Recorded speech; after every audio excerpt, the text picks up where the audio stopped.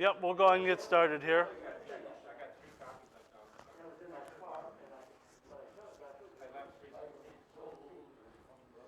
We'll go ahead and get started real quick. We'll go ahead and get the first thing out of the way before our presentation here tonight. We have, with this being November, we have the elections for the club. So right now we have Dan running as president, Colin as vice president, Robert as treasurer, Dan as secretary, and then Bob, Fred, Mark, and Ralph as at-large members of the board. And trustees. Anyone else trying to run? Anyone interested, or are we? How many directors do we have at large? Is that the total of the select? Yep. So that covers all of the open spaces? Correct. I think according to that list that you got took over, I think some of those aren't even listed on the, what do you call that? The charter. Yeah. Okay. Yeah, this is the positions that have been held in the past. Any questions? Anyone want to vote? I make a motion, we vote. Okay. All in favor? Aye. Any opposed? All right. So tonight we have a program about Iowa State Parks on the Air. I'm going to go ahead and let Colin start first. And then we also have Gary and myself as well as what all went into State Parks on the Air. Ooh. Do I need to come around front here? Or? Yep. Okay. Gary says yes.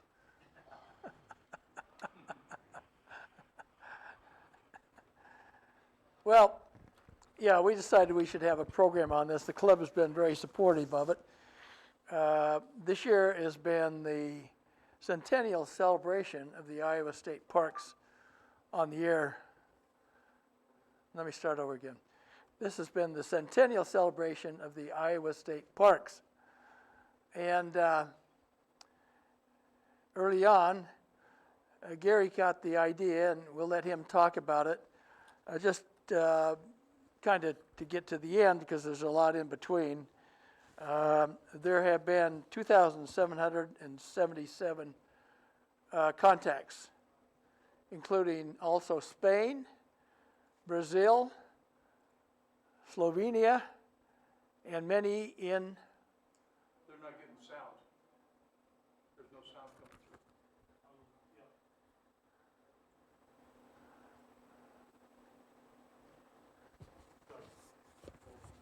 We'll adjust. Start again? Yep, go ahead. Okay. So,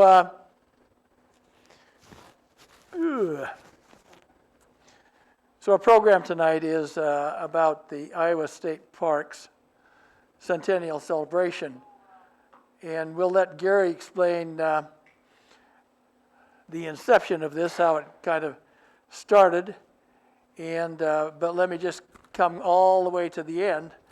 And the end is, and this isn't the end, but there are 2,777 contacts that have been made from the state parks.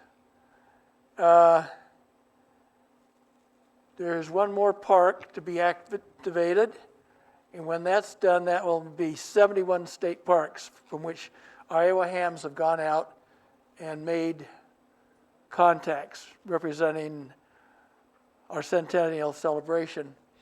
Among those contacts was Spain, Brazil, Slovenia, and many into Canada. So let's turn it over to Gary, and he can tell us how this all began.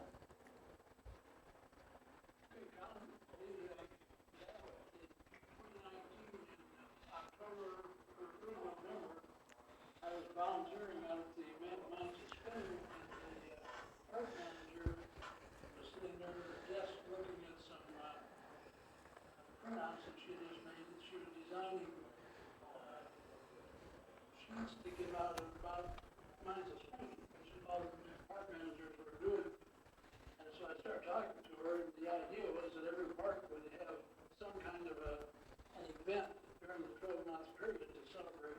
He did.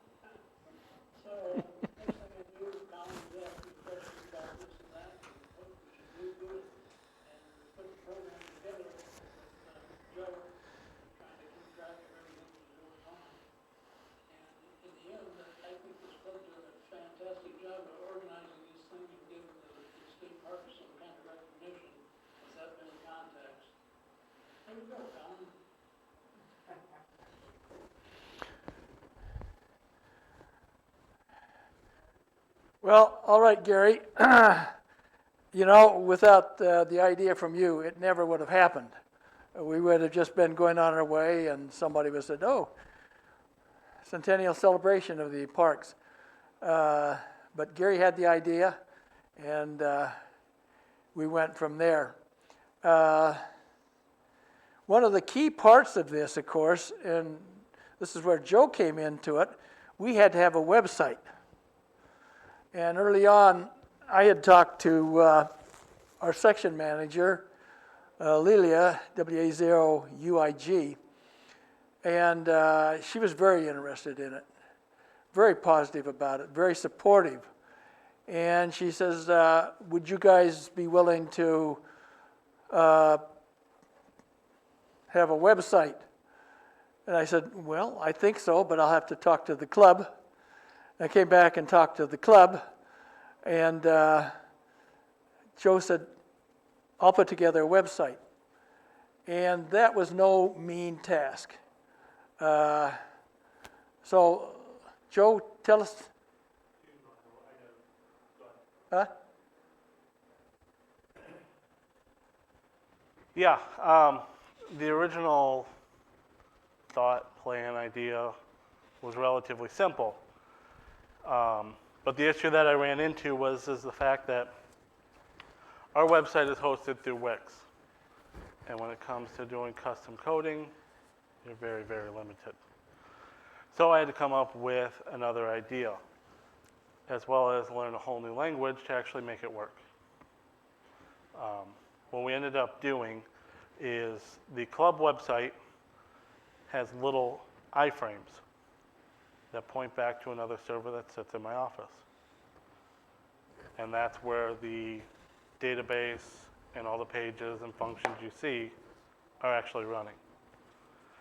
One of the joys of doing that was the fact that I had to learn how to make, or how to generate and implement a SSL certificate, because Wix will not let you embed pages that are not secure. So that was another learning curve that I had to do one day. As a matter of fact, Megan was having surgery and I was in the waiting room, and I got the server set up while we did it.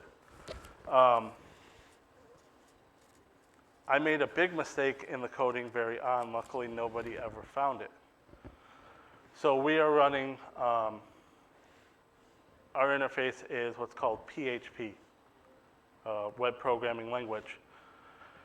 And we have, for example, if you go to the site and you can register so people have an idea of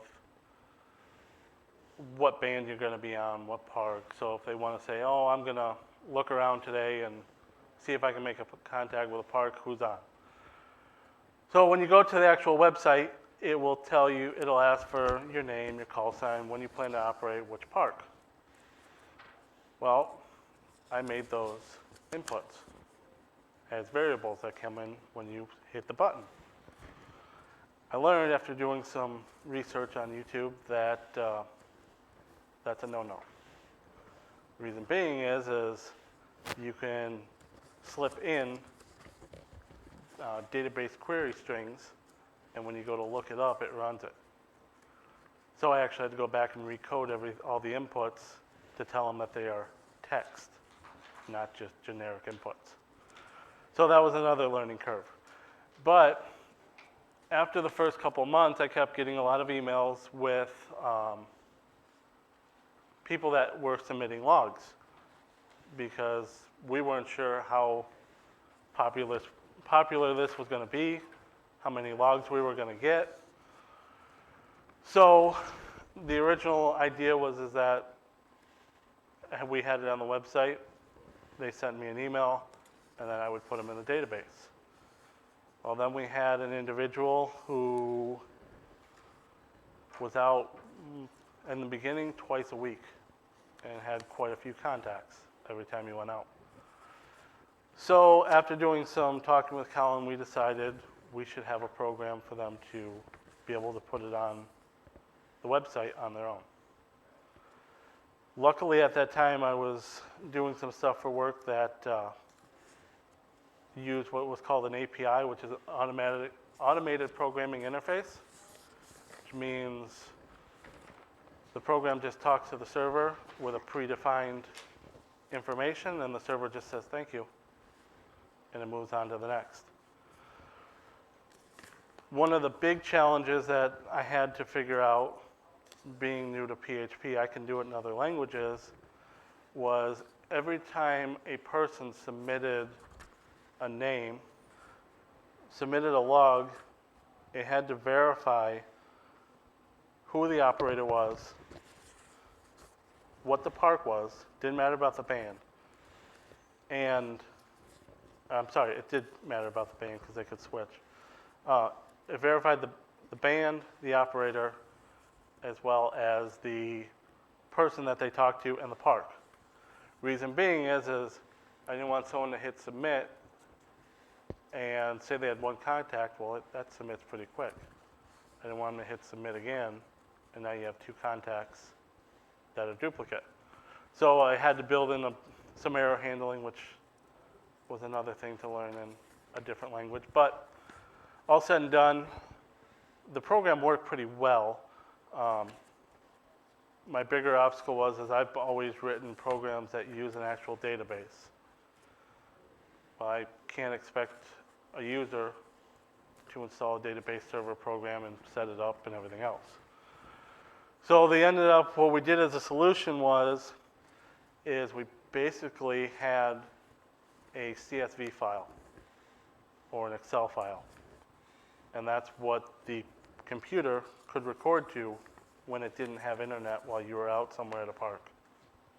And then once you came back, you could hit a button and you could upload all your contacts. The other thing that we had to do, and I made sure the program did this, is that the parks had to match. So I specified the park list when they did their setup to first use the program or to create a new log, so that we didn't have names. Yeah, that TV's being a little funky. It was doing that the other day too. It'll come back on. We had to make sure that on the search page, because you can go on to the logs on the website and you can see by park. I can say, I only want to look at Bellevue State Park. Well, when they submit it, they have to match. So I made sure we didn't allow the operators to actually type in the name of the park, otherwise they'd never match and we wouldn't be able to search it. All said and done, I think there's probably 45 hours in coding and testing, which for the amount of software, that's not really that bad. I've had to spend more time before in the past on smaller things. That's all I got.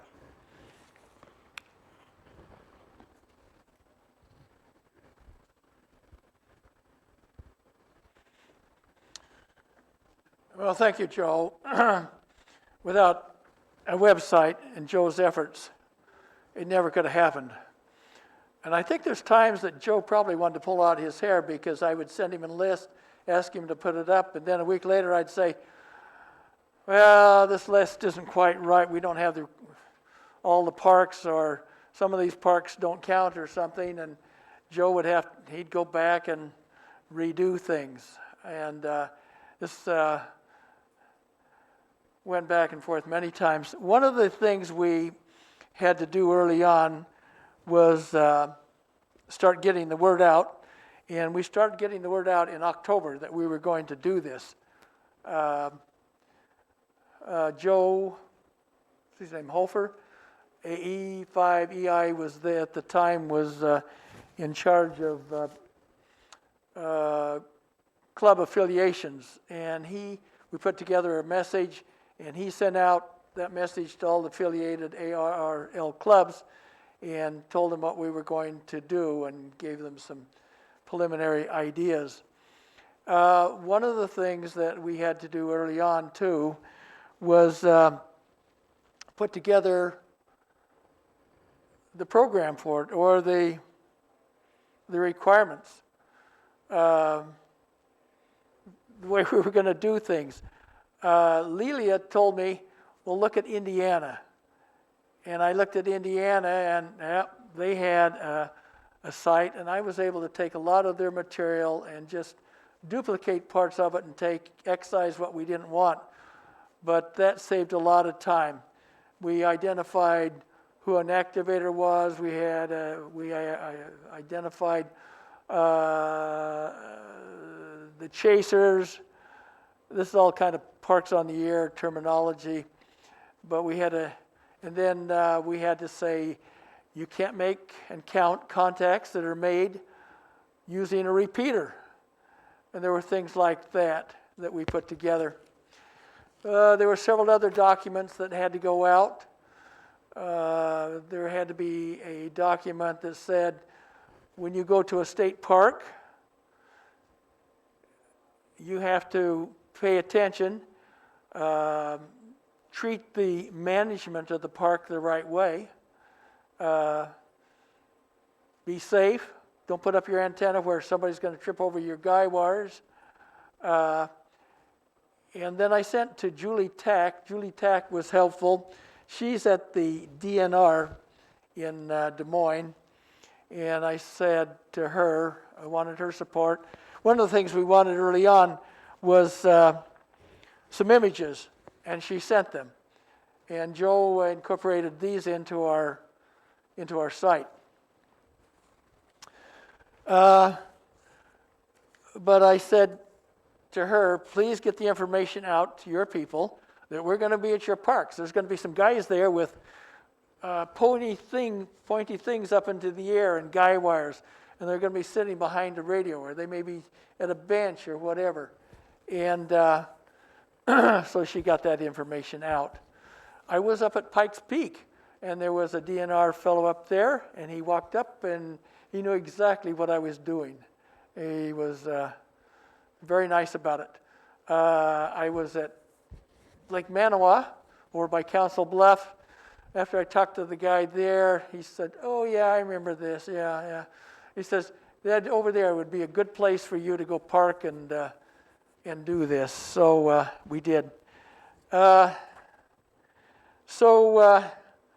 September, we were starting to get the word out. We had people starting to come back early on saying, hey, we'd like to participate. Various clubs. Rural Iowa over here in Fayette was one of the earlier ones. They went out and activated Volga River. But they were there early on. Jason, NR0X, he was an early buy-in. Jason heads up now when you turn down Highway 1 from 151, big antenna farm. Jason is the one that is taking over that operation now. And he was an early buy-in.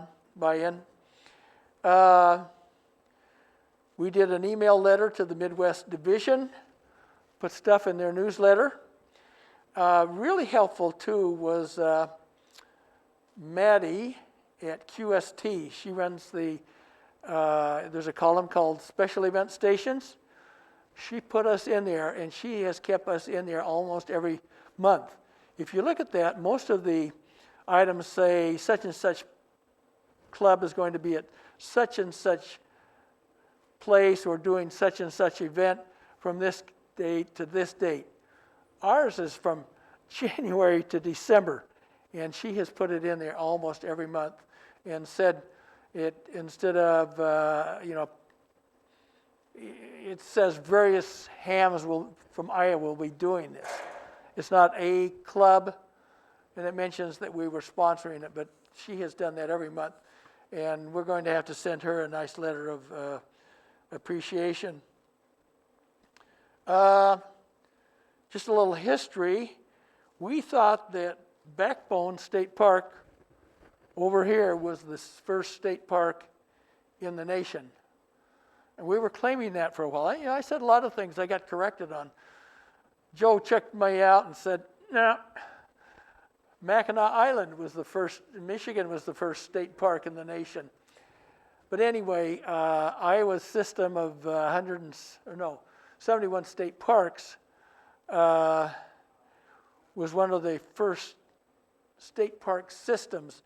And Backbone came along, I think, I want to say it was 1928 when that that was the first state park in Iowa, and it's since grown from that. An interesting book.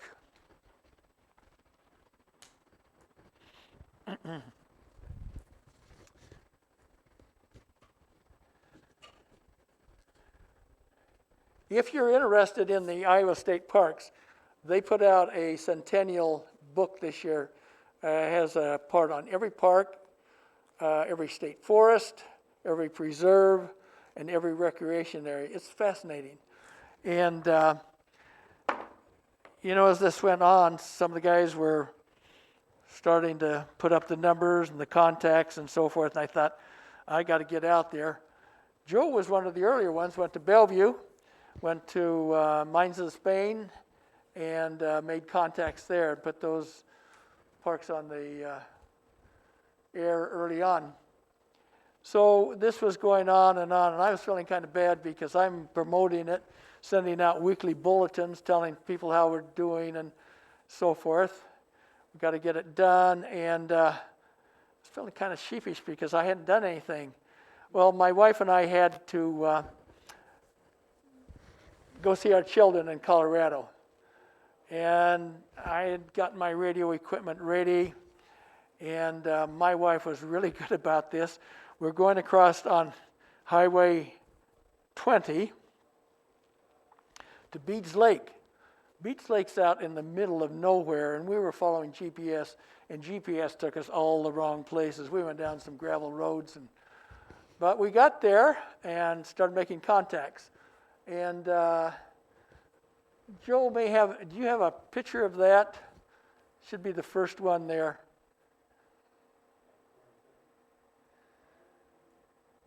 Captured a few pictures. It's going to fight you? Well, you can find it. I'll keep talking. So Beach Lake, and then we stayed overnight in Sioux City. And the next day got up early and went to Browns Lake and went down to Wilson Island. Wilson Island was closed during the Missouri flood. Park got messed up. I parked on their door and made contacts from there. And let's see, from there we turned around and went to Colorado. Coming back, we stayed overnight in Lincoln, Nebraska, and the next day we went down to Waubonsee State Park. That's way, way, way down there, and I was afraid nobody was going to work it, so I says, we'll go down. Nice drive down Interstate 29. And, okay, I think this was at Beach Lake. That's how I did it. My radio's in the back of the car. You can see the whip antenna on top and my comfortable chair, and I'm making contacts and noting them on my clipboard. And my wife did that at Waubonsee. We got to Lake Manawa, coming back up. That's near Council Bluffs. And she started helping me she'd record anytime I made a contact, she'd put the time down. Well, that saved me a lot of lot of effort, her doing that. So then we went across to Prairie Rose.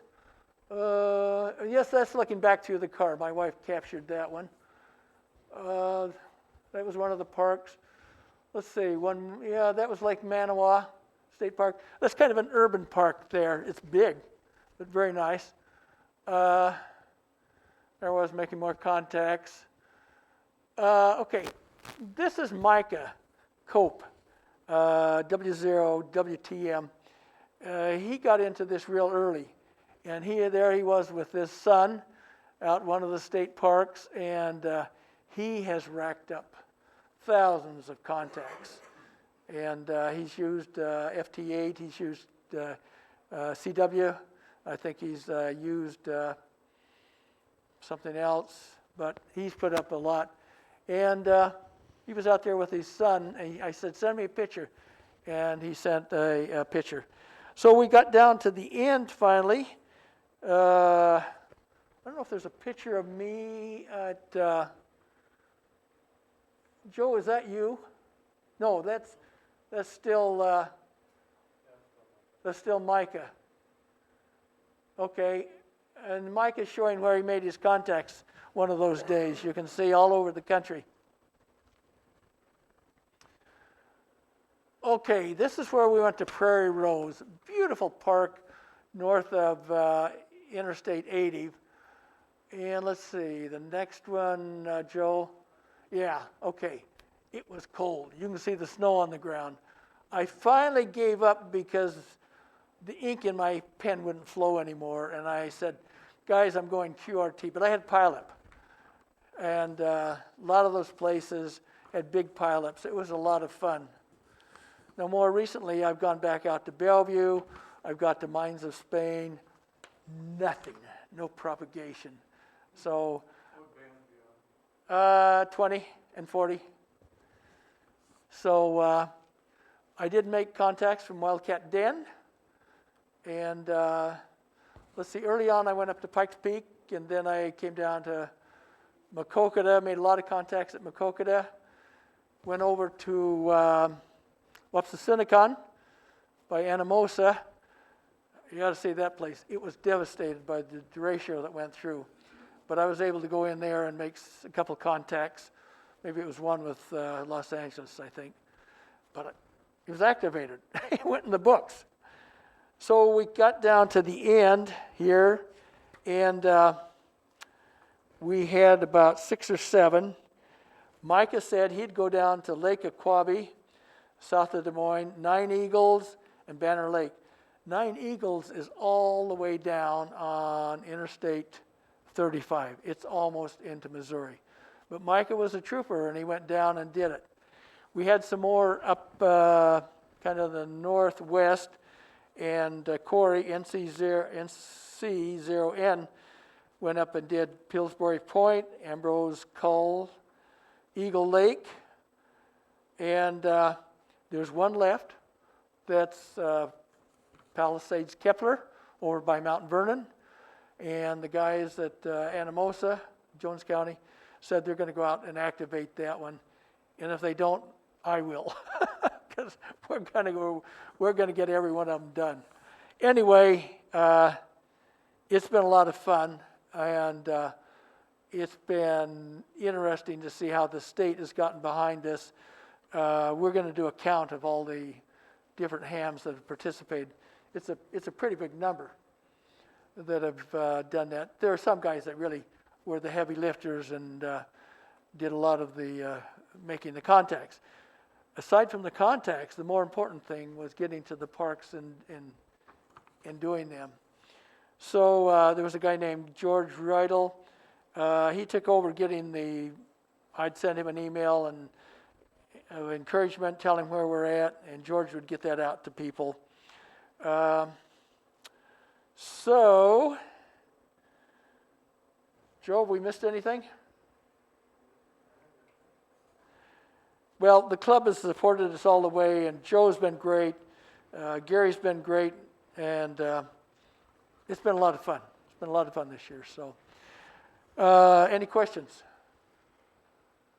miles? Colin, I've got a couple of Huh? comments. How many miles did you put on? Me? Yeah.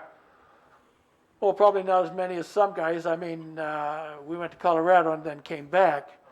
So we went down from Lincoln, we went down to the Four Corner, came back up, and then got on 80 and kind of came home. Prairie Rose was the last one, and it was just cold out there. Beautiful park, though. I can't wait. That was one of the things about this. The few parks that I did see, we've got a great park system in this state, and I'm just proud of what we were as Iowa Hams were able to do this year and to be a part of it. Anybody, any other questions? I've got a comment, Colin. Yeah. I don't think, you went through it pretty good and touched on everything, but I don't think anybody realizes the scope of this project that you've ramrodded. You and Joe, I mean, the cooperation you've gotten out of the state AARL, the cooperation from the park system, the vastness of the parks, and you guys went everywhere. We got people involved all over the state and made contacts all over the world just to explain what we have in Iowa as a park system. And it was a great cooperative effort. I think Colin and Joe need a round of applause because, man, they pulled it off.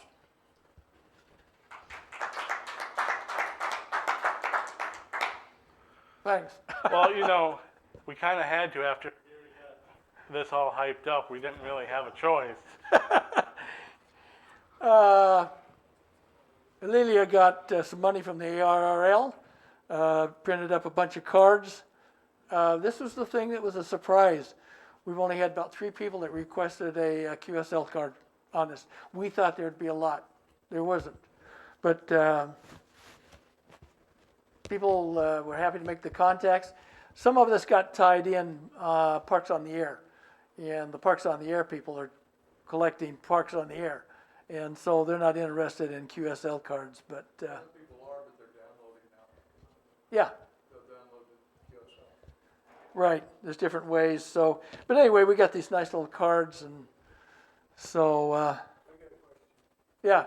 What kind of antenna were you using? Was that a mobile on the car, or was that in the background and stuck in the ground? When it's called a super antenna. You put it in the ground, you put the coils in that you want, and you adjust it up and down, and you put out your ground wires, and I used that. But mainly, it was a vertical I had on top of the car. I have MFJ, the triple mag mounts,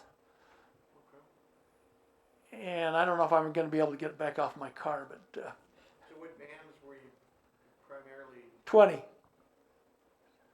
on 20. A few times I did 40, but and I was using a Lakeview ham stick for 20. Lakeview's out of business now, and there's a company called Shark that's taken over.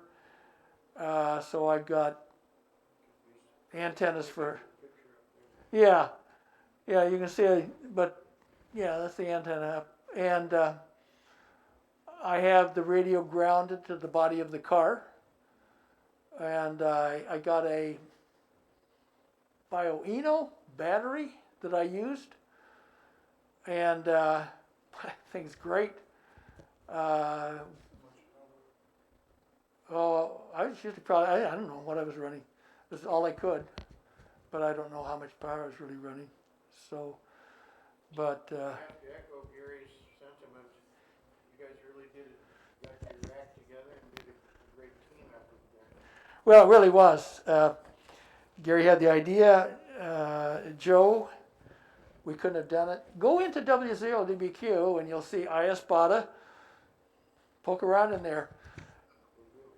Go over to what's it called? Stations log or parks logged or something, and you start. Huh?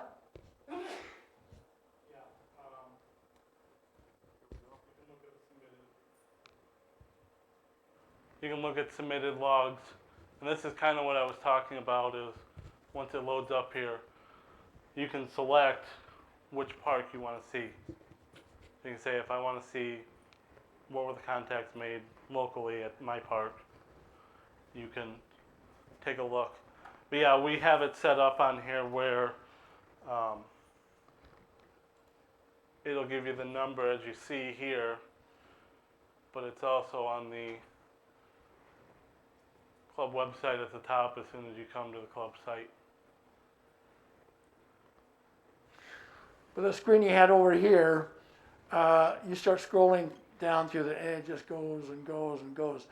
There's 2,777 contacts there. They just, if you're looking for something, it goes on and on and on.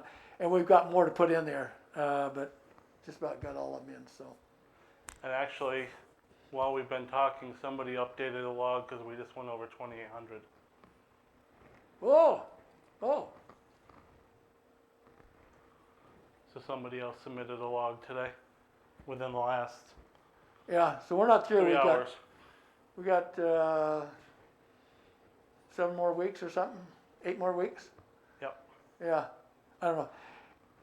It's really fun to be out there though, and there's a pileup and they're just coming at you and, you know, it's a lot of fun. That's all I can say. So I had a lot of fun getting out there finally and doing it, so. Anyway, thanks everybody, and thanks Club, and thanks Joe, thanks Gary. It's been great.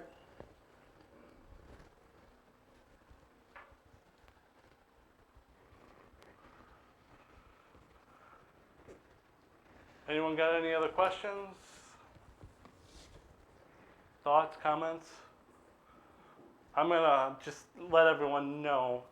I know a lot of the people that are doing state parks on the air aren't gonna watch this video, but if they happen to check in,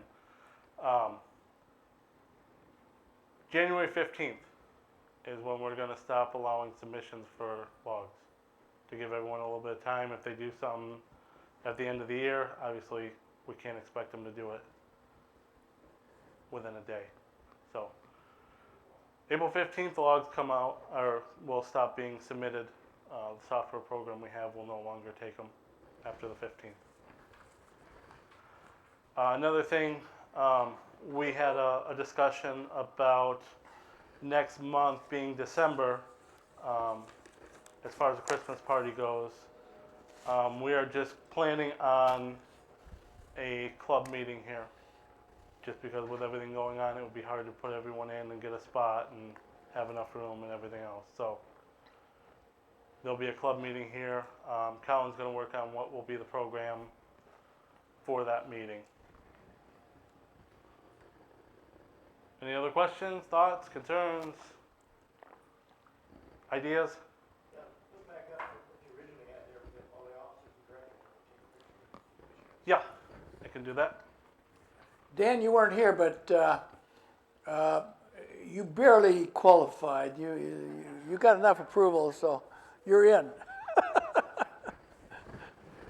on the club website, under the calendar, is the lunch bunch schedule, and it is up to date.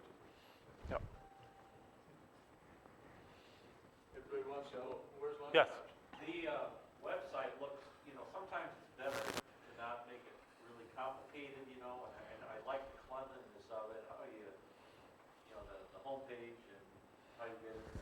I always have problems when they try to do too much, or pictures take a minute to download, Mm-hmm. you know how that works. So it's good to, Yeah, that was one of my focuses was on the website. I wanted the front page to have the common information people are looking for, whether it be our testing sessions, the club calendar.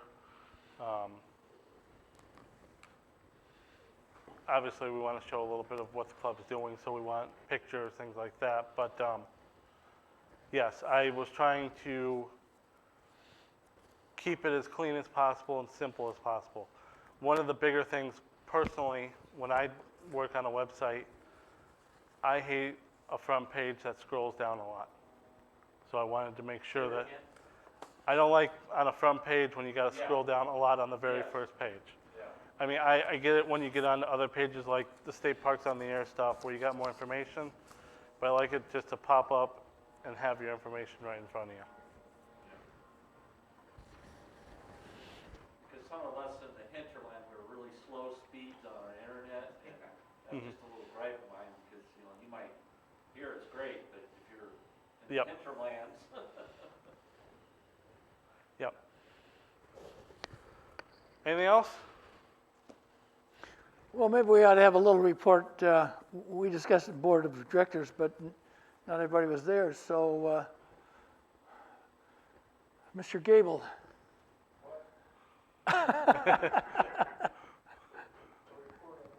Repeater.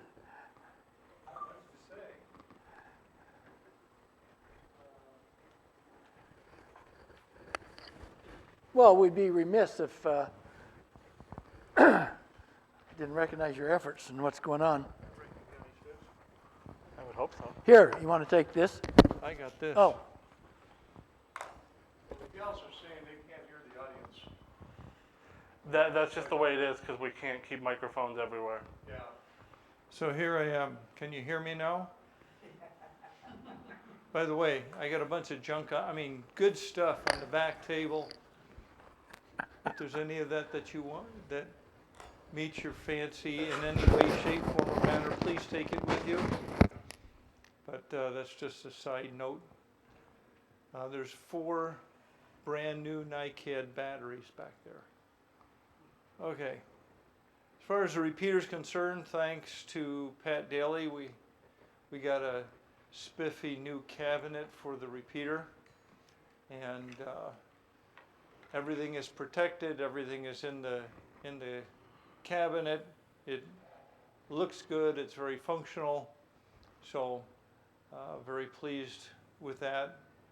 Of course, in the process of putting everything in the cabinet, we jostled the duplexer, which means that we're going to have to come back in and retune it again. I was being ever so careful, and I was just moving it, and I guess I didn't lift it quite enough as I was pivoting it, and it went as it. So, oh well. So that's why it's been suffering a little bit on the weak signal side lately because of that. That will be fixed. That to the maintenance guy this month. He uses program maintenance. So let's see. What else is there? There's not much else to report. I mean, we put in an audio delay board in the repeater here, and it has made a difference in how it's. You know how we kept getting things cut off at the beginning of people's transmissions? Well, we're getting a lot less of that now because of how that thing works. They're after me. Anyway, so apart from that, we got the new antenna, or we have Collins' antenna. The new antenna is in process. Eventually, it will actually be here, but I don't know that there's anything else to report that I can think of, just more thrashings. And we have the PL tone turned off. The transmit PL tone is turned off in Jackson County because of the interference with the 600 kilohertz AM broadcast station. We had to do that. There was no way to avoid it. They lost a tower, so their broadcast pattern is different now, and that won't be fixed until sometime in January. So that change is when that tower went down is about the time that all of a sudden we started having a lot more significant problems. And then here we had the problem with the Ames repeater. Users of the Ames repeater were just close enough to open the squelch, but not enough to do anything on our repeater because they're the same PL tone and the same frequency. And so, just a minute. So we put on a Kerchunk filter on here, and that problem has ceased. Colin? well,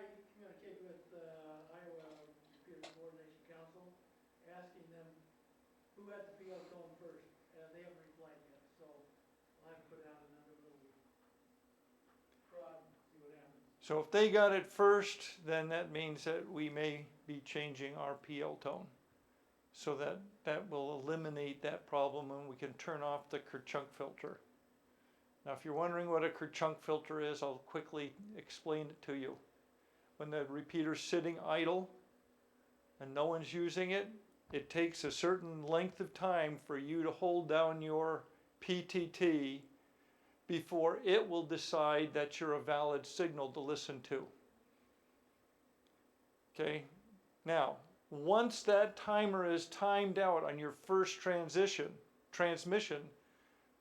the timer, the Kerchunk filter goes away and will not affect the rest of the conversation.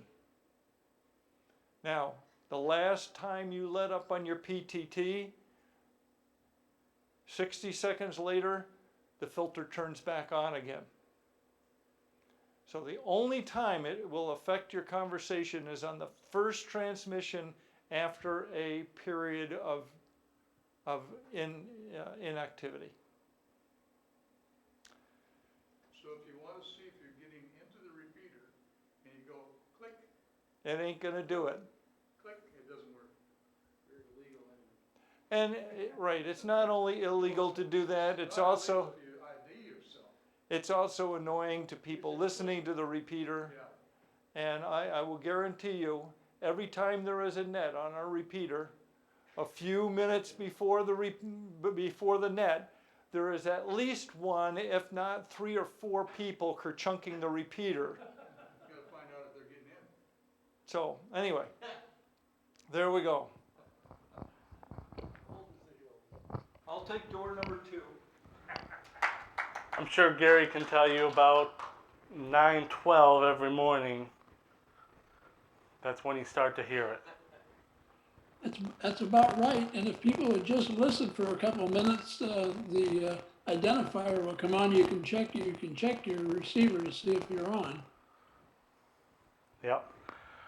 All right. Anything else? All right. Well, is there a way for us to tell how many virtual participants we had? I've been watching. We've been going between 8 and 10. 8 and 10? Yep. We are currently at 8 right now.